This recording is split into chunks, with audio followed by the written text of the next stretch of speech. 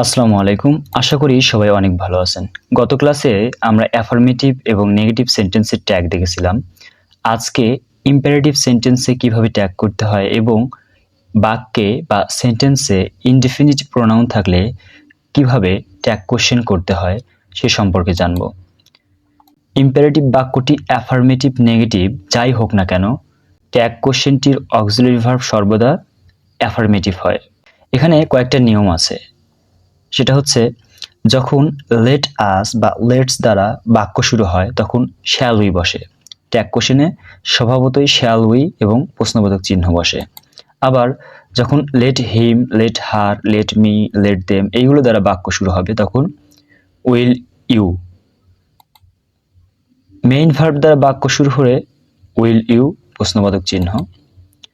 Don't, never তারপরে main verb দ্বারা বাক্য শুরু হলে উইল ইউ।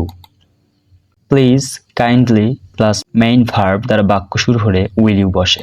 এখানে একটা বিষয় লক্ষ্য করেন, শুধু লেটস বা লেটাস দ্বারা বাক্য শুরু হলে শ্যাল উই, অন্য সকল ক্ষেত্রে কি হচ্ছে উইল ইউ। অর্থাৎ অ্যাফার্মেটিভ বাক্যের ট্যাগ এভাবে করতে হয়, যখন লেটস বা লেট আস দ্বারা বাক্য শুরু হবে তখন আমরা ট্যাগ করব শ্যাল উই অ্যাফার্মেটিভ ফর্মে। আর যখন অন্য কিছু দিয়ে শুরু হবে যেমন main verb, don't, never plus main verb, kindly, please plus main verb, তখন আমরা উইল ইউ বসাবো। এইটা হচ্ছে ইম্পারেটিভ বাক্যের ট্যাগ করার নিয়ম। আপনি যদি শুধু এই নোটটা মনে রাখেন তাহলেই ইম্পারেটিভ বাক্যের ট্যাগ আপনার কাছে সহজ মনে হবে।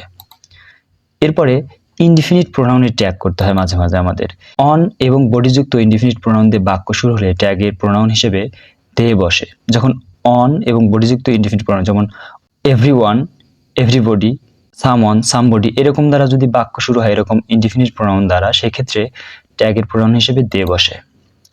নোবডি, নান, নো ওয়ান দিয়ে বাক্য বা সেন্টেন্স শুরু হলে ট্যাগ কোশ্চেনের অক্সিলারি ভার্ব হবে অ্যাফার্মেটিভ, যেহেতু এগুলো হচ্ছে না বোধক শব্দ। বাকিগুলো দিয়ে শুরু হলে ট্যাগ কোশ্চেনটির অক্সিলারি ভার্ব হবে নেগেটিভ। আমরা উদাহরণ দেখে দিই।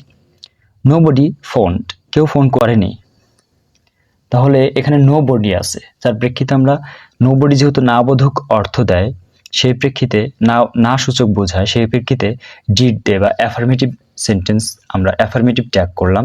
আর ফোনড হচ্ছে পাস্ট টেন্স, সেই প্রেক্ষিতে ডিড দে এখানে ব্যবহৃত হলো। আবার এভরিবডি লাভস এ ফ্লাওয়ার, এখানে এটা হচ্ছে প্রেজেন্ট টেন্সে আছে, সুতরাং আমরা ডন্ট দে ব্যবহার করতে পারি। এই হচ্ছে ট্যাগ কোশ্চেনের সর্বশেষ ক্লাস। পরবর্তী ক্লাসে আমরা কন্ডিশনাল সেন্টেন্স বা শর্তমূলক বাক্য পড়ব। সবাই ভালো থাকবেন, সুস্থ থাকবেন। আল্লাহ হাফেজ।